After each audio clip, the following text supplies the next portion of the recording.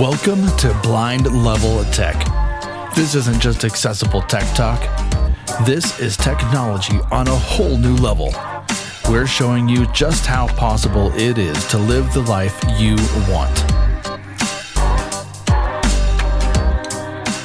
Hello, everybody, and welcome to another episode of Blind Level Tech. I am your host, Evan Starnes. And this, I do believe, is the first recording from the new office space. And yay, should have like an applause sound effect there or something like that. This is the new recording setup. I mean, it's not super duper new. I'm still using the same microphone and stuff like that. But I have a new, for the geeks out there, I got a new audio interface. It's a PreSonus Studio 68C. I have thoughts on that, actually. I should make an episode on audio gear, because as a blind guy, especially, if you want to get really into the audio gear, it's you run into potential issues, especially when it comes to software, but I do digress. Anyway, this is the first recording from the new office space. We just moved, actually, last week. And this office still has some boxes around here, and you probably can't hear it because I've, post-edited it, but there's a little bit of echo. It's not the most, I don't know. I mean, it's not the worst, but it's definitely not the most ideal for recording in yet. I need to put some noise treatment up. Anyway, this is going to be a quick follow-up episode to our first audio games episode, and honestly, it's just going to be kind of a part 1.5, mainly just so that I can fill out the rest of this week. I don't want to rerun anything, and because I do want to actually address a question of feedback that we got a little over a week ago. A guy named Joseph from Talladega. Nice. Yeah, Talladega, Alabama called.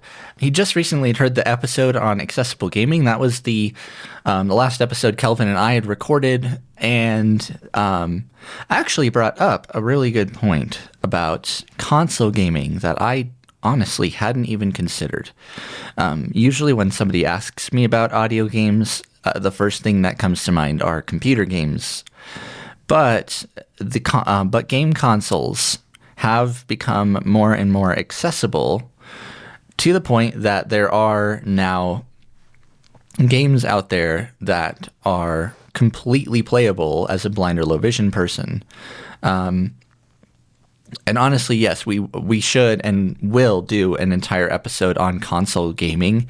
I do not have any game consoles myself, surprisingly. But what I can say is that both the Xbox and the PlayStation do have screen readers on them so that you can go through the menus. There are games such as Minecraft or Mortal Kombat that will allow you to read the menu screens out. They won't usually say anything during gameplay, though. And then there's even games like The Last of Us Part 2 that has an entire sonar system, I believe, and a bunch of other stuff. I have not played The Last of Us Part 2. I know, it's sad. But alas, it is accessible, and I will do at some point, when I get my hands on another Xbox, a BLT bite, at least on how to enable the accessibility on the Xbox Series X or Xbox One, because it has narrator. But yeah, basically to answer your question very quickly and very sloppily, consoles are definitely accessible. Sadly, though, my favorite, the Nintendo Switch, is the only one that does not have a screen reader, or I do believe it has a large text, and I think it has accessibility settings, but yeah, it does not have any sort of screen reader at all. And sadly, if you're totally blind, I would not consider it accessible. People out there have done it, though. They have played Nintendo Switch games, and they have hooked up their Nintendo Switch dock to a video capture card basically on their computer so they can use OCR and read the screen, and I don't know, getting super technical. But computer games, like I said, this is a part 1.5, mainly because I'm only going to cover 3 games here just to kind of barely scratch the surface. But I actually do want to do a much more in-depth episode with somebody that actually is a programmer of some audio games. And hey, maybe even get some of my gamer friends around for like a fun little roundtable discussion in the future. But yeah, for now, what I've been trying to figure out is how to basically introduce audio games to somebody that might not have even, picked up an audio game, or even, the whole concept of an audio game to them is completely foreign. Somebody that might have just lost their vision and is just, still learning how to use a computer with a screen reader or assistive software. Or, even somebody that might not have never really gotten into audio games before, but, has been wanting to for some time. The toughest question to answer is, where do I start when it comes to audio games? Because on the phone, you've got a whole, selection of audio games. It's it's easy enough to make an episode talking about mobile games. But Lord, when you get to the computer, there are tons. And so what I wanted to try to do was at least put down a couple of games that I figured would be good for beginners. I wanted to, just one kind of fun online game and an audio game. And then I did want to leave one more kind of, I don't want to say advanced, but you got to go a little more in depth to play it.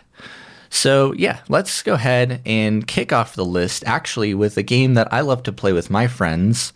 And I will leave links to these in the description of this podcast so you can grab them for yourself. But the first game is Quentin C's Playroom. And Quentin C's Playroom is effectively just an entire collection of card and board games. So you've got everything from poker, blackjack, Scopa, Uno, 1,000 Miles, Cards Against Humanity as well. Actually, I haven't tried it, but that's one of the games I've been wanting to play. But the cool part about Quentin C's Game Room is that you can play with bots or with your friends online, and there's a web client, so you can just basically go to the website and play, on your phone or computer. And there is a Windows client that you can download, and I do like the Windows client because it adds like sounds, and you can stream like background music on when you're playing with friends or whatever. But unfortunately, the client is only for Windows, so if you do want to play it on the web, on your Mac or your phone or whatever, the web client is going to be the way to do that. But it is free, and you have to create an account to play, of course. But I really enjoy it. It's good to get kind of started with, with I guess audio games, quote unquote. And it doesn't have any like graphic audio where you're listening for things and trying to avoid obstacles or whatever, just some casual card games. There are some demos on YouTube actually of playing some Quentin C's Game Room by the channel Gallagher123123 if you'd like to see some playthroughs of Quentin C and actually a whole bunch of other stuff. The next game I'd like to talk about is a little more in-depth, and this is definitely something I consider an audio game because you do have to listen for stuff. This is one of those games that you really would have the best experience playing with headphones, and it is called, some of you might laugh, it's called Ball Bouncer. And Ball Bouncer is, once you get into it, it is an addicting audio game. So if you've ever heard of the game Breakout before, effectively what you're trying to do is bounce a ball up into the air, keep it in the air, and smash it into other objects. And I'll have to do like a BLT bite on this game because I'm just explaining it isn't going to really cut it. But the thing I do like about it is that it's available not only for Windows, but also for Linux too. So if you have a Linux box, you can play this game. And it is also completely free. And it's one of those games, like I said, it's a little difficult to get into at first because it's super fast paced. And, but once you get more of the upgrades and unlock some things, it becomes even more fun and addicting. And yeah, that one we will do a BLT bite on.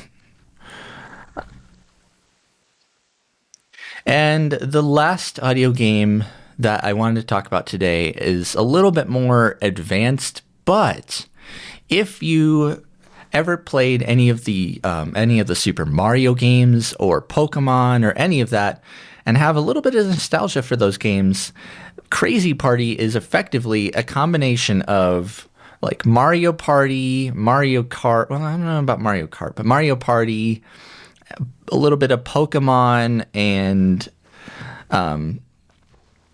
a little bit of like Super Mario World. And basically what it is a whole giant game suite with mini games. You have this whole world system with a whole bunch of different worlds full of different little mini games, and you have a card system where you can do like Pokemon style battles. I mean, there's just a ton to it. And the reason I was saving this game for last is because it was actually, and we're going to get technical here, it was programmed in a programming language that was actually geared towards audio games and audio gamers. And that programming language is called BGT. And basically what that means is that because it was coded in a bit of a different language, if you install it on your computer and try to run it, your antivirus software will think, oh no, this is foreign, this is a virus, this shouldn't be here, and it will wipe it, and you will no longer be able to play Crazy Party. Thus, you will have to add it to or you have to basically run it from a folder on your computer that is excluded from your antivirus software. And I can do a BLT bite on how to add exclusions if people like, but really annoyingly, it's all kind of dependent on what antivirus software you use. I solely pretty much just use the Windows Security Suite. So, I guess Windows Security. So, it depends on what you use. But either way, it does require a little bit extra setup.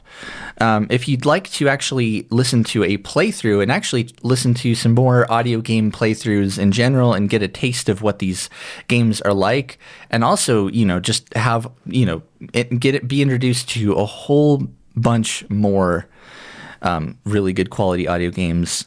There's a YouTube channel that I enjoy watching, an audio gamer named Liam Irvin.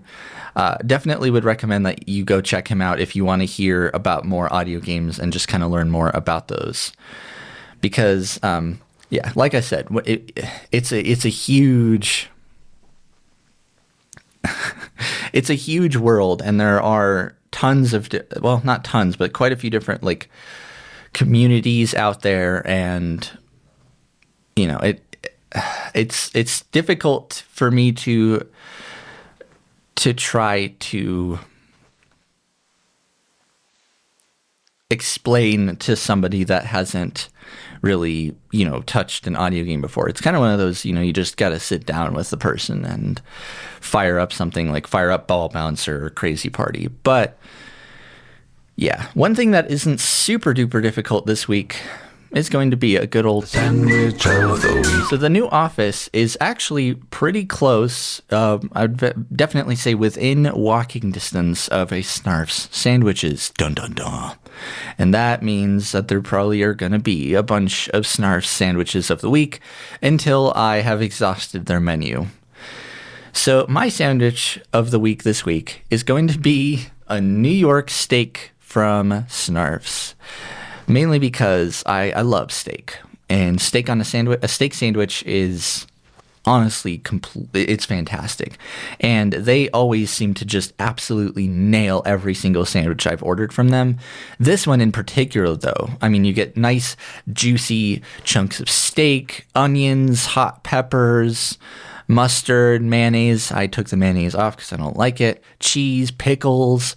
It is just a fantastic sandwich. So yeah, if you like steak, you like peppers, you like, nice thick, beefy, delicious sandwiches.